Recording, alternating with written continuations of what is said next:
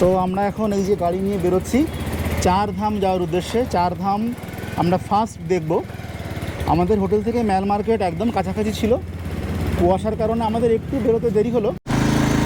আমরা এখন আমাদের হোটেল থেকে বেরিয়েছি আমাদের প্রথম ডেস্টিনেশন দেখার উদ্দেশ্যে, বাইচুন ভুটিয়া স্টেডিয়াম।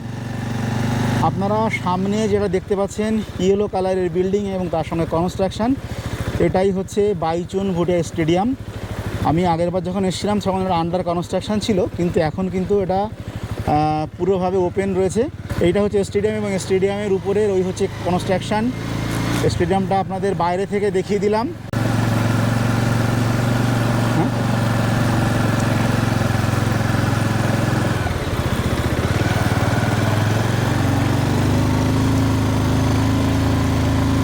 ও, খুব সুন্দর অনুভূতি। আর পাহাড়ি গ্রাম প্রত্যেকটাই, পাহাড়ি শহর গ্রাম যাই বলেন না কেন, প্রত্যেকটা বাড়ি কিন্তু সাজানো গোছানো ফুল দিয়ে ওরা সাজিয়ে রাখে। দুর্দান্ত লাগছে কিন্তু রাস্তার চারপাশের ফুলগুলো এত সুন্দর লাগছে না। কালকে আমরা বার্ষে গেছিলাম, বার্ষে গিয়েও কিন্তু এই জিনিসটা পাইনি, যেটা কিনা এইখান দিয়ে এত সুন্দর লাগছে। রাস্তার চারপাশে যে ফুল হয়ে রয়েছে, দুর্দান্ত দুর্দান্ত। আর একদম নিরিবিলি রাস্তা। আমরা সকালবেলাতেই একদম বেরিয়েছি, ট্যুরিস্ট খুব একটা এখনও এসে পৌঁছায়নি, ফাঁকাতে ফাঁকাতে আমরা ঘুরে নিচ্ছি আর কি। আর আমরা এখন যাচ্ছি সিদ্ধেশ্বর টেম্পল দেখতে। মহাদেবের ছবি পতাকা লাগানো রয়েছে রাস্তার চারপাশ দিয়ে, আপনারা দেখতে পাচ্ছেন।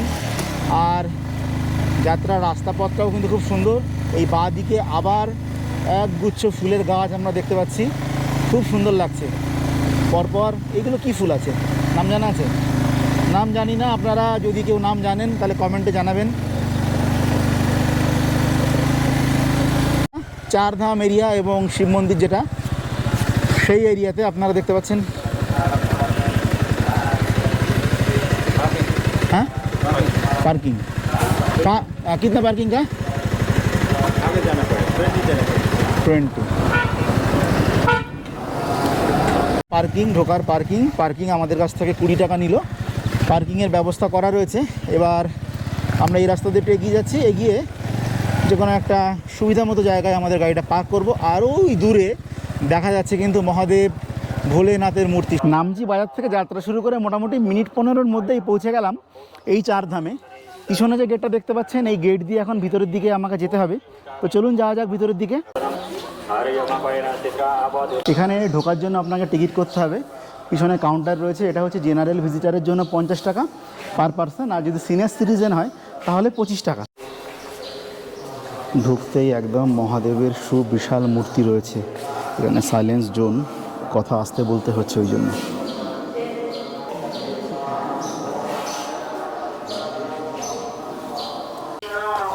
এখানে ড্রোন ওড়ানো যাবে না, এরা লিখে দিয়েছে।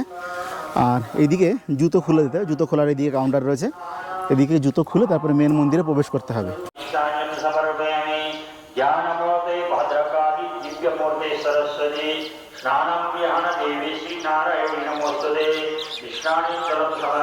চার ধামে আমাদের হিন্দু ধর্মে 4টি যেটা ধাম রয়েছে, বদ্রীনাথ ধাম, আপনার দ্বারকা ধাম, পুরী ধাম এবং রামেশ্বরম ধাম, সমস্ত ধামগুলো কিন্তু এক জায়গায় কিন্তু একত্রিত করা হয়েছে এখানে। আর তার সঙ্গে সঙ্গে এখানে রয়েছে 12টি জ্যোতির্লিঙ্গ। 12টা জ্যোতির্লিঙ্গেরও মন্দির কিন্তু আমাদের এই চত্বরেই রয়েছে। আর একটা হচ্ছে সাই বাবার মন্দিরও এই চত্বরে রয়েছে। আমার পিছনের দিকে যে লাল কালারের মন্দিরটা দেখতে পাচ্ছেন, এটা হচ্ছে পুরী জগন্নাথ ধাম। আপনারা দেখে সকলে চিনতে পাচ্ছেন। তো চলুন একটু এই জগন্নাথ ধাম যে প্রতিলিপি এখানে তৈরি করা রয়েছে সেই দিকটাতে একটু যাওয়া যাক। এখানে আসলে মোটামুটি আপনি হিন্দু ধর্মের যাবতীয় গুরুত্বপূর্ণ স্থানগুলো কিন্তু এক জায়গা থেকে প্রতিলিপি হিসাবে কিন্তু দর্শন করতে পারবেন। এখানে ভগবানের মূর্তি প্রত্যেকটা মন্দিরে কিন্তু অধিষ্ঠিত রয়েছে এবং প্রত্যেকটা মন্দিরে কিন্তু পূজিত হন। জগন্নাথ ধামের ভিতরের দিকে যাওয়া যাক।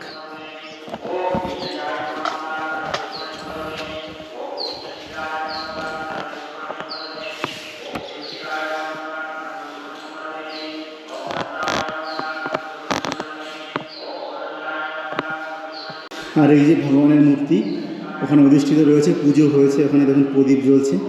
আর এখানে কোনো পুরোহিতজি থাকেন, আপাতত নেই। আর এই হচ্ছে মন্দিরের ভিতরের যাবতীয় যে মূর্তি রয়েছে এবং ভিতরের যে পরিবেশটা হচ্ছে এই ধরনের।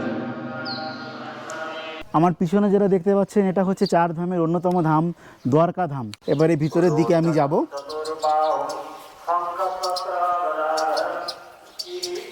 এই যে দ্বারকাধীশ,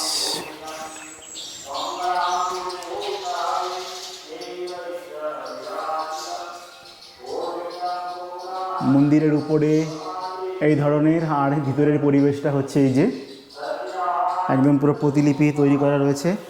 এখানে ওই যে ভগবান অধিষ্ঠিত রয়েছেন, পুজো হয়েছে।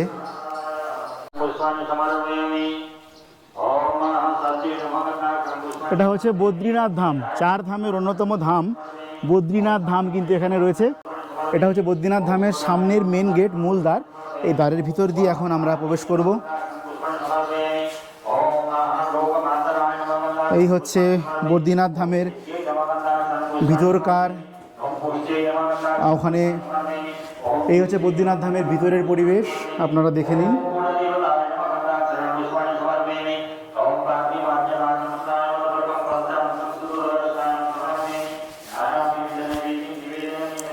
ওখানে ওই দেখুন ভগবানের মূর্তি রয়েছে, পুজো হয়েছে একই রকমভাবে। আর এটা হচ্ছে বদ্রীনাথ ধামের ভিতরে হচ্ছে এই ধরনের একদম প্রতিলিপি তৈরি করা রয়েছে। যেমন বদ্রীনাথে বদ্রীনাথ ধামের মন্দির রয়েছে উত্তরাখণ্ডে, তার পুরো প্রতিলিপি কিন্তু এখানে তৈরি করা রয়েছে এই ধরনের।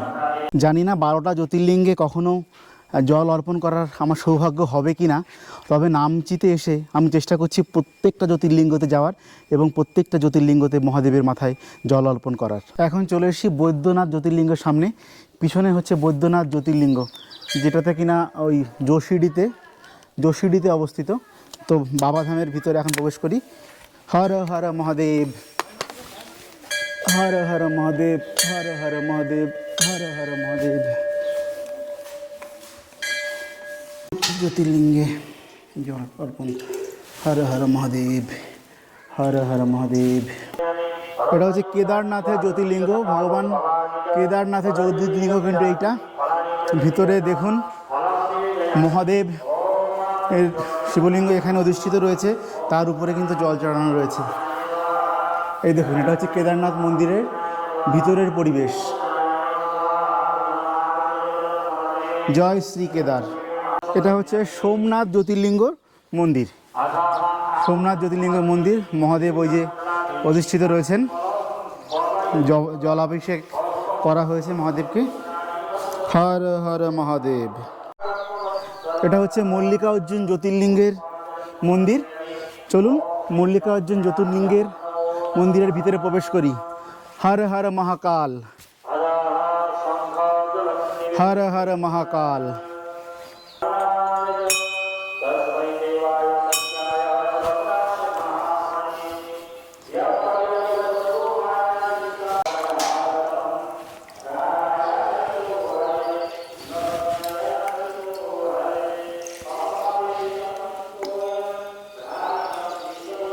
জ্যোতির্লিঙ্গ দর্শন করে আমার 12টা জ্যোতির্লিঙ্গ দর্শন করা হয়ে গেল। চেষ্টা থাকবে অবশ্যই সশরীরে প্রত্যেকটা জ্যোতির্লিঙ্গে মহাদেবকে জল অর্পণ করার। জানি না এই জীবনে সম্পন্ন করতে পারবো কি না, কিন্তু নামচির এই 4 ধামে এসে আমি প্রত্যেকটা জ্যোতির্লিঙ্গকে জল অর্পণ করেছি।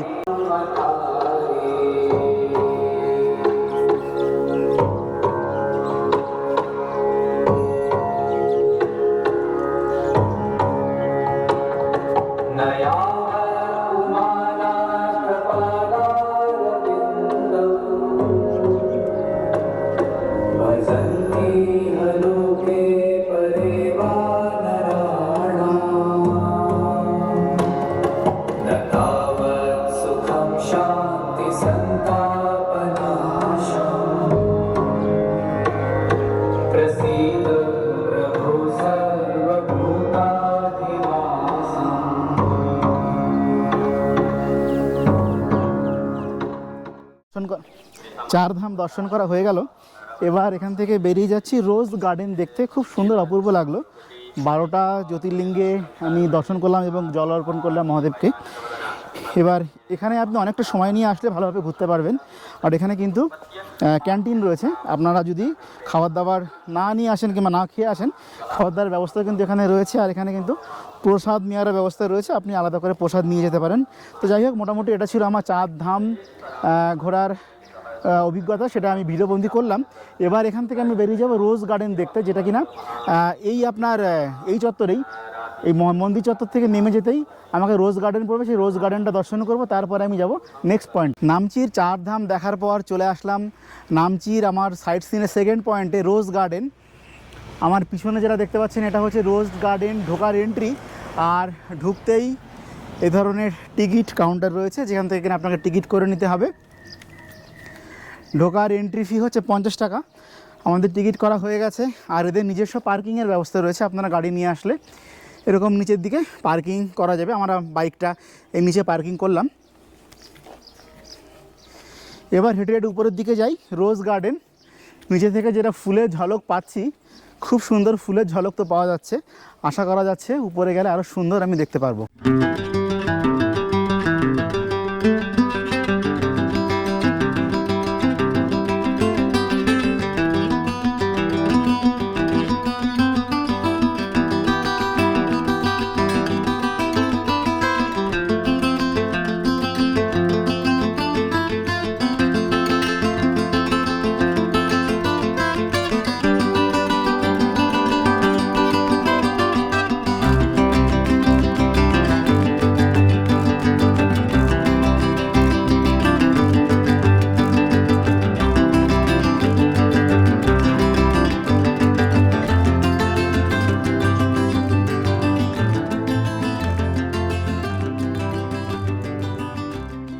প্রথমে আমি ভেবেছিলাম রোজ গার্ডেনকে নামচি সাইট সিনের মধ্যে একটা ছোট্ট পার্ট হিসেবে তুলে ধরবো, কিন্তু রোজ গার্ডেনে ঢোকার পর আমার পুরো চিন্তাভাবনা পাল্টে গেছে। কেননা এত সুন্দর জায়গা ছোট্ট একটু পার্ট করে দেখালে এটাকে ভালো লাগবে না। আমি পুরোটা ক্যামেরাবন্দি করেছি এবং রোজ গার্ডেনের একটা ডেডিকেটেড ভিডিও আমি বানাচ্ছি, যেটা কিনা খুব শিগগিরই আমার চ্যানেলে আপলোড হবে। আপনাদের এখন আমি কিছু রোজ গার্ডেনের ঝলক দেখালাম, কিন্তু পুরো রোজ গার্ডেনের ভিডিওটা দেখার জন্য অনুরোধ রইল। আমরা এখন রোজ গার্ডেন দেখে আমরা এখন যাচ্ছি আমাদের নেক্সট পয়েন্ট দেখতে। আপনারা এখান থেকে যদি গোলাপ গাছের চারা কিনতে চান, এরা এখান থেকে বিক্রি হয়। আর না হলে যদি বীজ কিনে নিয়ে যেতে চান, সেটাও কিন্তু এখান থেকে বিক্রি হয়। চলে আসলাম নামচি সাইট সিনের আরেকটি পয়েন্টে। আমরা রোজ গার্ডেন দেখলাম, দেখে চলে এসেছি এই বুদ্ধিস্ট মনেস্ট্রি ভিজিট করতে।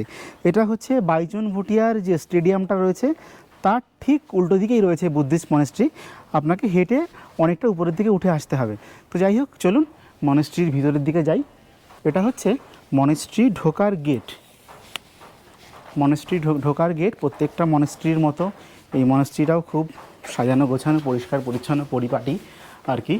আর দেখা যাক ভগবান বুদ্ধের মূর্তি কোন জায়গাটাতে রয়েছে। আচ্ছা, এইটা হচ্ছে মন্দির চত্বর, মূল মন্দির চত্বরটা। আর এই পাশে হচ্ছে যারা বৌদ্ধ সন্ন্যাসী রয়েছেন তাদের থাকার ব্যবস্থা এখানে রয়েছে। আর এটা হচ্ছে মূল মন্দির। মনেস্ট্রিটা কিন্তু দেখতে খুব সুন্দর, দেখুন পিছনে দেখা যাচ্ছে পরিষ্কারভাবে, দুর্দান্ত। আমি একবার সামনে থেকেও দেখিয়ে দিই। এই দেখুন মনেস্ট্রিটা খুব সুন্দর, নিলিবিলি, ভালো লাগবে। আর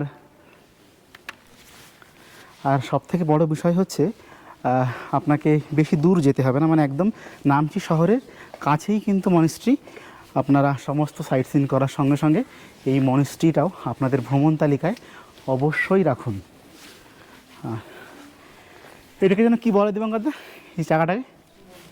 হ্যাঁ, এই হচ্ছে ভিতরে গিয়ে যাওয়ার পরে আপনারা দেখবেন প্রত্যেকটা মনেস্ট্রিতে এটা এভাবে ঘোরাতে হয়। এর নামটা ঠিক আমি এই মুহূর্তে মনে করতে পারছি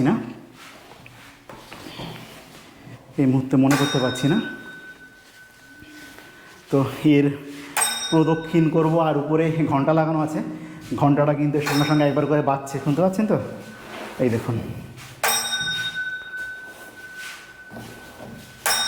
এই যে ঘন্টার আওয়াজ যেটা পাচ্ছেন, এই যে একটা কাঠি লাগানো রয়েছে এর সঙ্গে, এইটা গিয়ে এই যে বাড়ি খাচ্চার আওয়াজ হচ্ছে।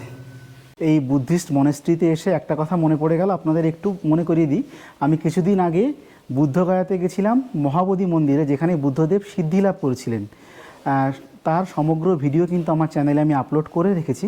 আপনারা চাইলে কিন্তু সেই ভিডিওগুলোও দেখে নিতে পারেন। যে গাছের নিচে বুদ্ধদেব তপস্যা করেছিলেন সমস্ত কিছু কিন্তু আমি কভার করে রেখেছি আমার বিহার সিরিজের ভিডিওতে। আপনারা প্লে লিস্টে গিয়ে সেই ভিডিওগুলোও কিন্তু দেখে নিতে পারেন। নামচির সাইট সিন করে এখন আমরা হোটেল থেকে বের হচ্ছি।